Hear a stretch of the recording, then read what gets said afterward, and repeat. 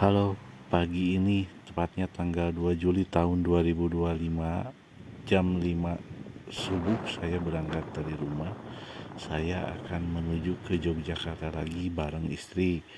Rute yang diambil kali ini adalah lewat Kota Banjar, teman-teman. Ini Kota Banjar yang kesananya ke jalur selatan yang ke terowongan YIA atau Jalan Dendels. Kali ini saya pergi bareng istri. Saya akan menjelajahi Jalan Malioboro, dan teman-teman, kali ini saya langsung menuju nginep ke Hotel Bakti seperti tahun kemarin yang ada di Jalan Hayam Wuruk di Yogyakarta. Nah, seperti ini teman-teman, suasana Hotel Bakti Yogyakarta.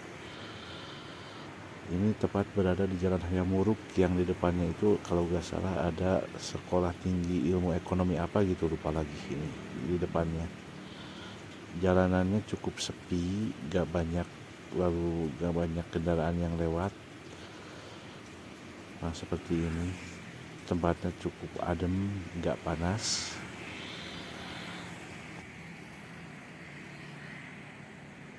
Dan sekarang ini hari Rabu tanggal 3 Julinya.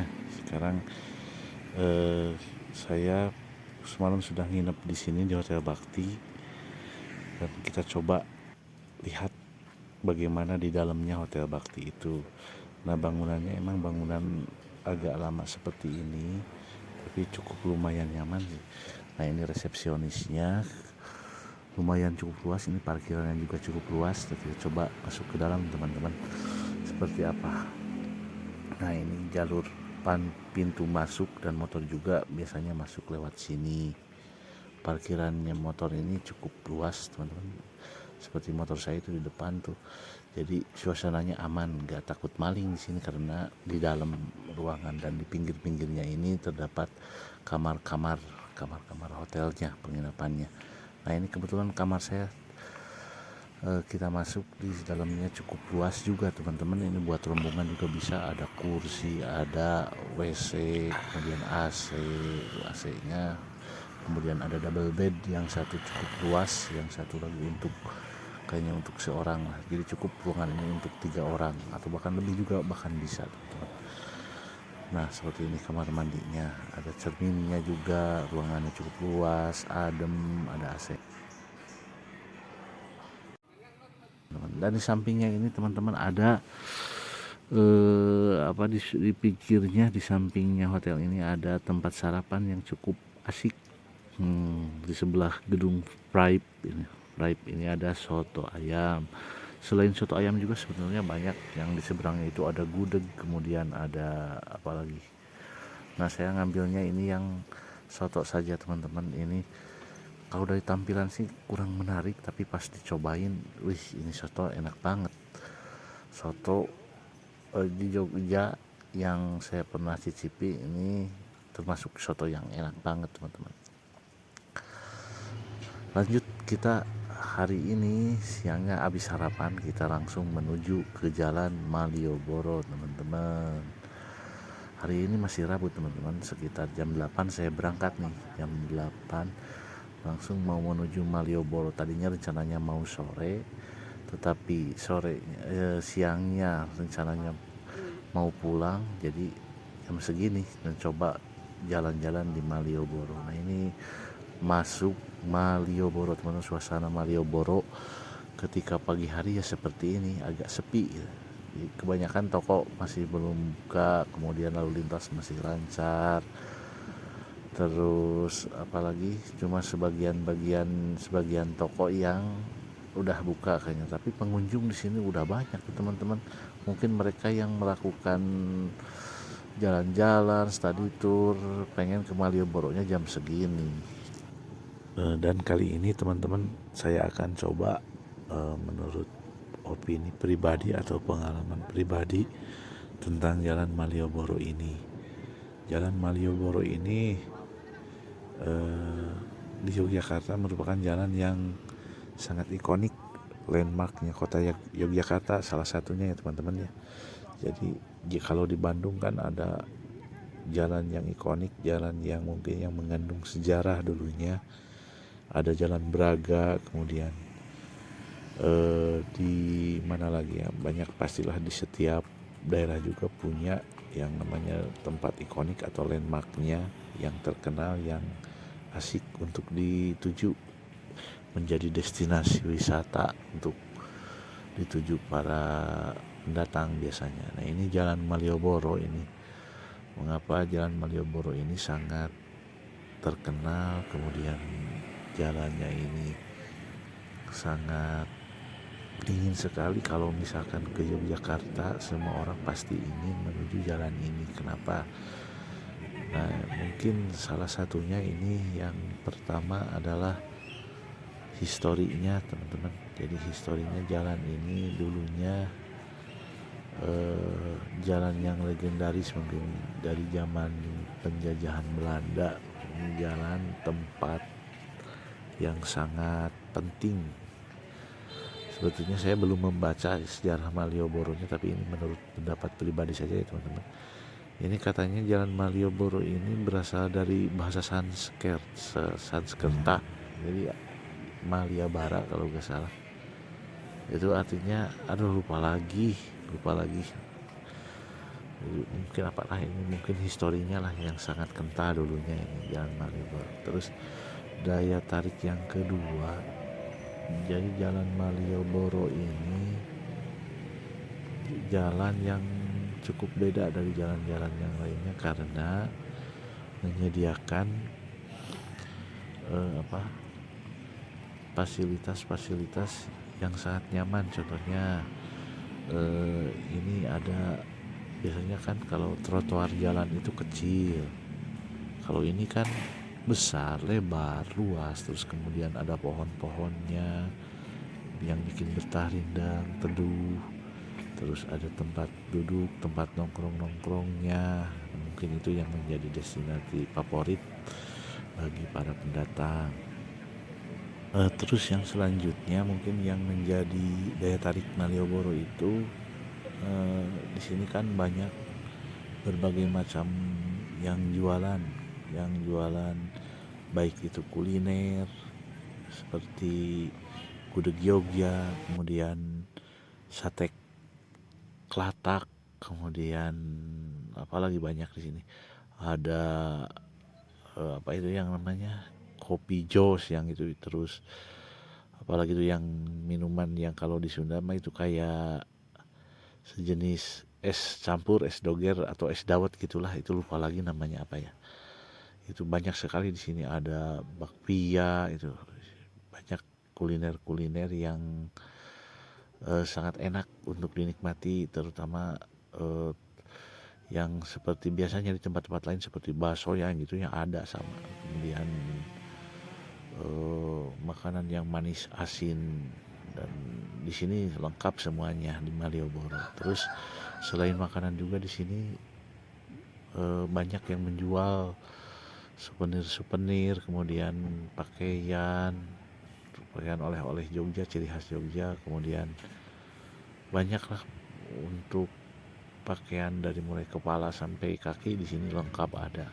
Itu mungkin yang menjadi daya tarik wisatawan datang ke sini.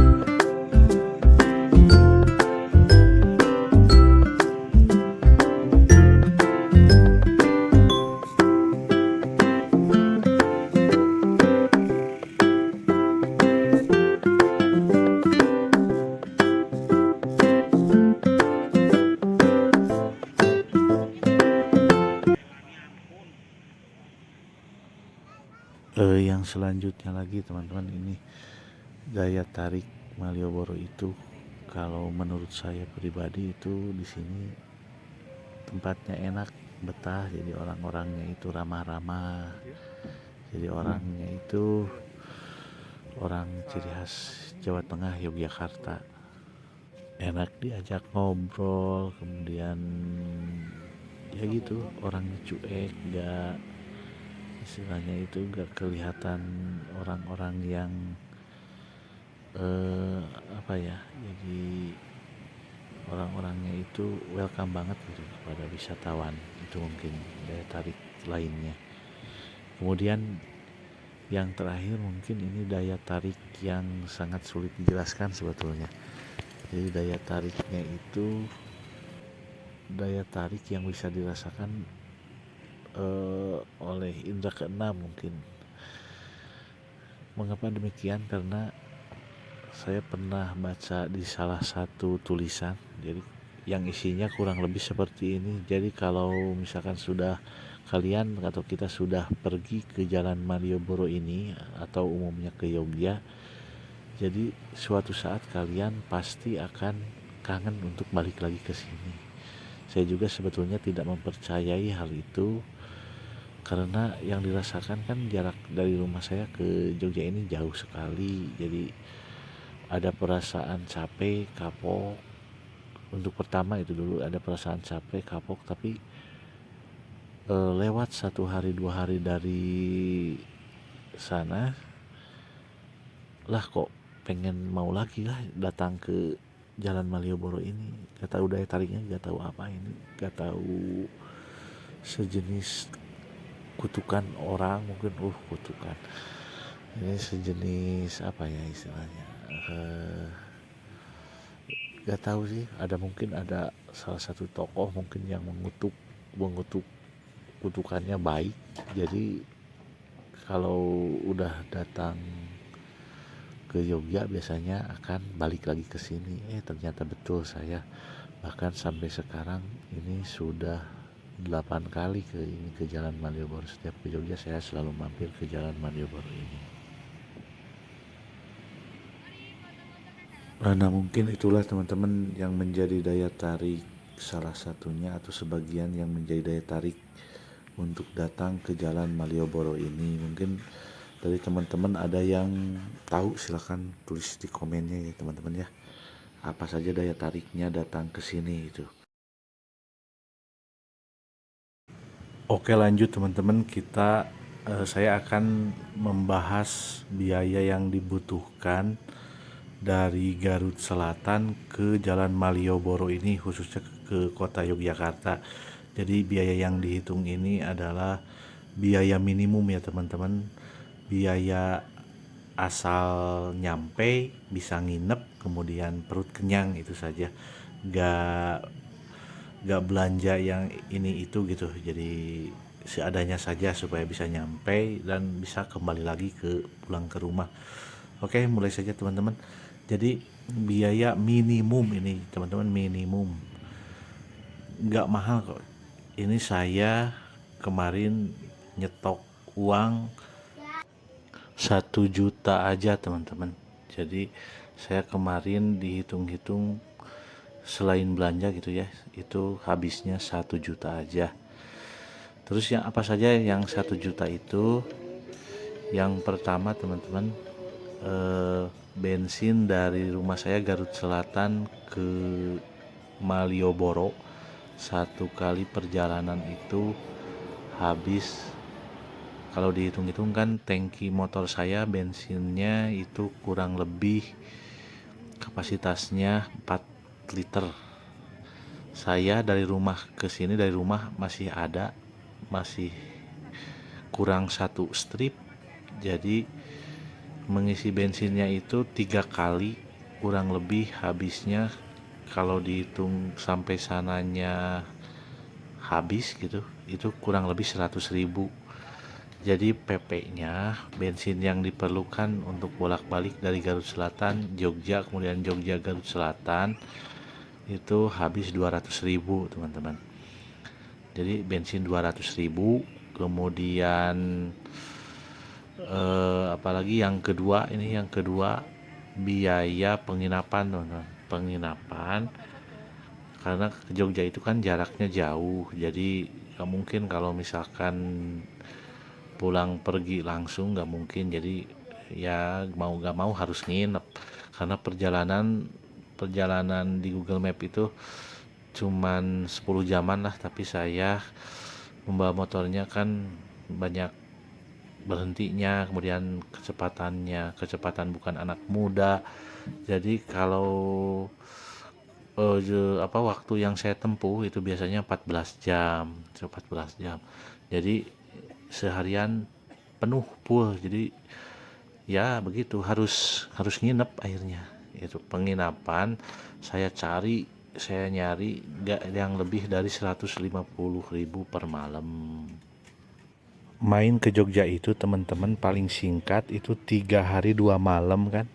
Jadi yang hari pertamanya berangkat dari rumah, kemudian hari keduanya seharian full, yang hari ketiganya pulang gitu, atau bahkan di hari kedua sore langsung pulang supaya gak capek-capek banget sampai ke rumahnya.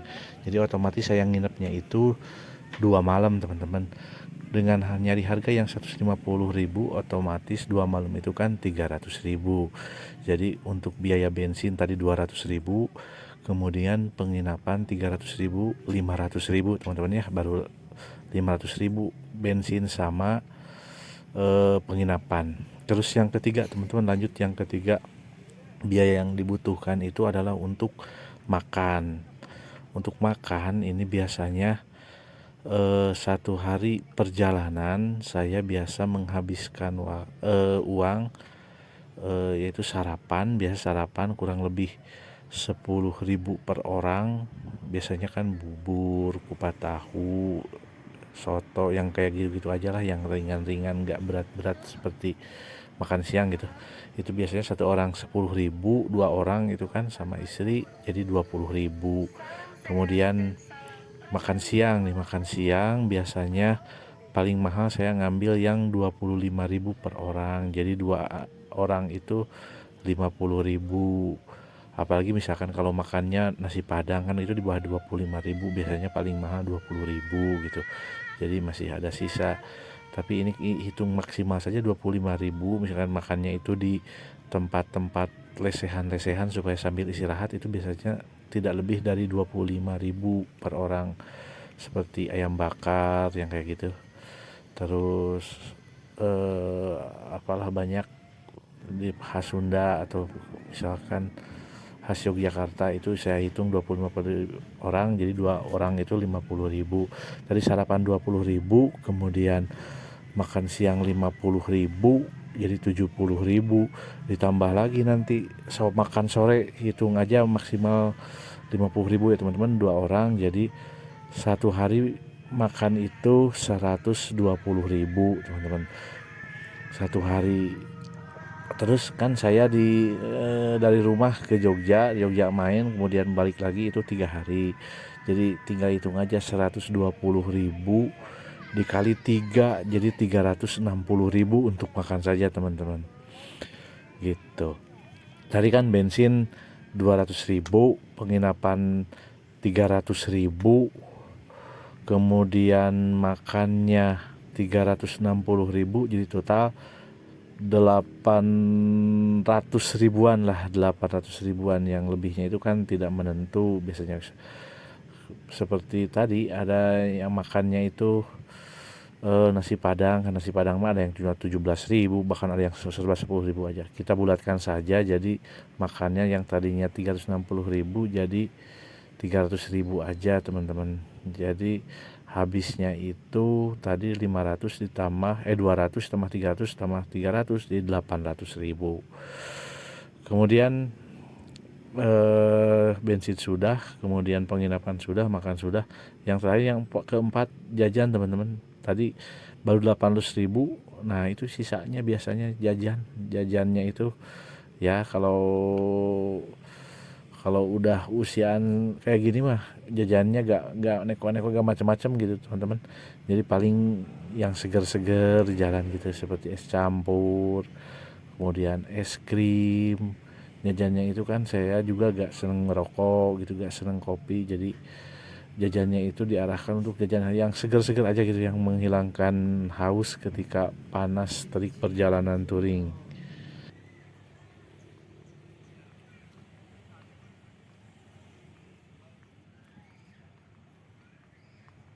Nah gitu teman-teman, biaya minimum yang diperlukan dari Garut Selatan ke Yogyakarta itu kurang lebih 1 juta. 1 juta, kalau kurang ya kayaknya aduh susah banget. Ada misalkan makan tapi gak jajan kan gak enak. Itu biaya minimum ya teman-teman. Tapi kan kadang-kadang saya kesananya ke Jogjanya itu biasanya jarang 3 hari, jadi 4 hari gitu. Kalau 4 hari kan otomatis biaya penginapan, biaya makan nambah lagi gitu.